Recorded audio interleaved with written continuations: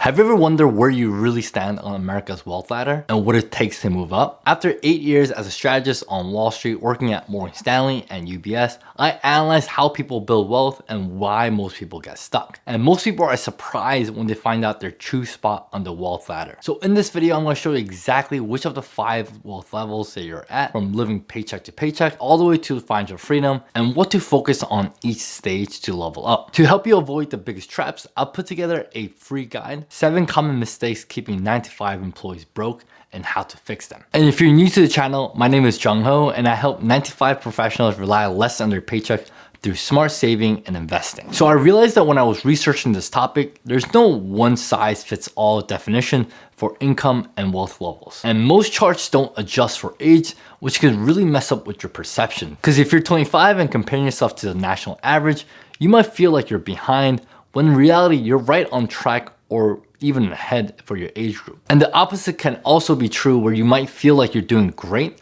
but in comparison to others in your age bracket, you're actually falling behind. So depending on which source you use for income and net worth, there will always be some level of disparity, but I've linked all the sources I use in the description below for anyone who might be curious. Now let's start at the bottom with low income group. And this is where I'll define as anyone in the bottom 25 percentile of income earners in the US, which means a household income of $40,000, making anywhere from minimum wage to $15 an hour, along with a net worth of around $27,000. But if you're in your late 20s or 30s, here's what that might look like. If you're between 25 and 29 years old, earning $27,000 a year, having $3,700 in net worth, push you in the 25 percentile for your age group. For ages 30 to 34, earning $31,000 annually with a net worth of $11,000 lands you in the same 25 percentile. And if you're 35 to 39, a $34,000 income and a $16,000 net worth also places you in that bottom quarter. And these are people working retail, food service, gig work, or entry-level office jobs, often living paycheck to paycheck. Many rely on credit cards just to get by, with survival taking priority over long-term planning. So saving for retirement or building an emergency fund isn't realistic when the focus is covering rent, groceries, and utilities each month. And some juggle multiple jobs and still struggle to stay afloat. And many depend on government assistance like food stamps or Medicaid, and housing is often unstable. And here's the harsh truth: it's expensive to be poor in America. When you rely on debt instead of cash to cover your essentials, you end up paying far more in the long run. And I've lived through this because my family was lower income growing up, and we were surviving off of $25,000 a year from my mom, who was raising 3 kids on her own. Thankfully, we had support through Medicaid and got help from family and friends, so I know firsthand how tough it is to live on that kind of income. But I want you to know that you're not stuck here forever. And if you're in this situation, there's no shame in it, because you were likely born into a tough economic reality. But there is a path forward. One option is to pursue a degree in high demand field to unlock better paying opportunities. But if college isn't in the route for you, there's also another way. Learn a valuable skill and build relationships with people who could open doors for your career. Sometimes that's all it takes to land an entry-level role that doesn't require a degree, but it could lead to a bigger opportunity within a year or 2. And at this stage, your main focus should be increasing your income. And even a jump from $40,000 to $55,000 can be life-changing. And while it's not always easy, do your best to stay out of debt, as it'll give you more room to breathe in the long run. Next, let's move up to level 2, the middle income group of the wealth ladder. This group lands around 50 percentile with a household income of $80,000 and a net worth of $192,000. And if you're between the ages of 25 and 29, earning $45,000 a year puts you at this level. The average net worth of this group is $31,000. For those aged 30 to 34, the median income is $53,000 with a net worth of $88,000. And those aged 35 to 39, that jumps to $57,000 in income and about $138,000 in net worth. And these are your everyday working Americans, people who are somewhat financially stable but are not necessarily comfortable. Think teachers, government officials, blue-collar workers, or corporate roles with a few years of experience. So they might own a home, especially if they bought before the recent housing boom, so they could cover bills and take 1 or 2 modest vacations a year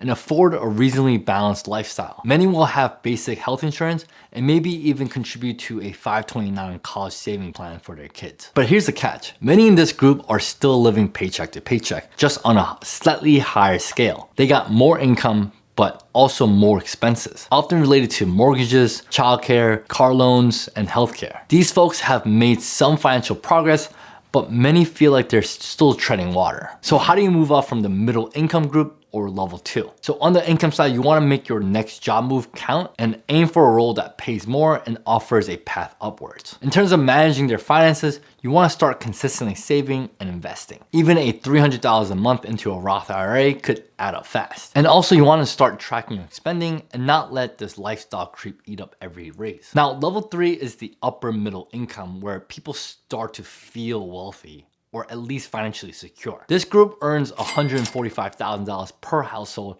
and has a net worth of $658,000. At ages 25 to 29, the individual income is $69,000 with a net worth of $130,000. By age 30 to 34, that grows to $86,000 per year in income and net worth of $186,000. And for those between 35 and 39, average earning rise to $98,000 with a net worth climbing to $389,000. So these are often dual income households or high earning individuals. Think mid-level professionals, consultants, corporate managers, and registered nurses. They typically contribute heavily to their 401ks and Roth IRAs, and some of them may even be maxing them out. Many will own homes here, and some will have invested in a rental property or two. They might work with financial planners, value job stability, and prioritize long-term growth. So with more breathing room in their budget, they tend to spend more freely on upgraded cars and nicer vacations. So how do you move up from the upper middle income or level 3? I would start by maxing out tax advantage accounts like 401k, Roth IRA, and HSA, and create a plan to live debt-free by paying off your student loans,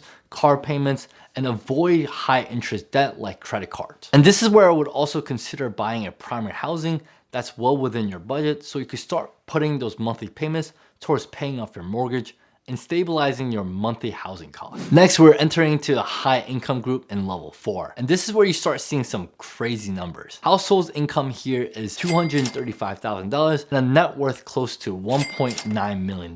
That may sound like it's out of reach for a lot of people, but if you're in your late 20s or 30s, here's what that number might look like. At ages 25 to 29, earning $100,000 with a net worth of $296,000 will put you at this level. By age 30 to 34, income jumps to about $135,000 with net worth reaching $538,000. And for those between 35 and 39, you will need to earn $158,000 with a net worth of $864,000. And at this level, they're not just earning wealth, they're strategically building wealth with a long-term vision. You'll find professionals like doctors, lawyers, engineers, product managers, financial executives, and senior consultants. They're often maxing out every tax advantage accounts available, even backdoor Roth. Their financial planning includes private school tuition, top-notch healthcare, and building generational wealth. And many will own multiple properties here, both primary residentials and rentals. People at this level start estate planning and often hold equities in startups or businesses. And international travel and premium experiences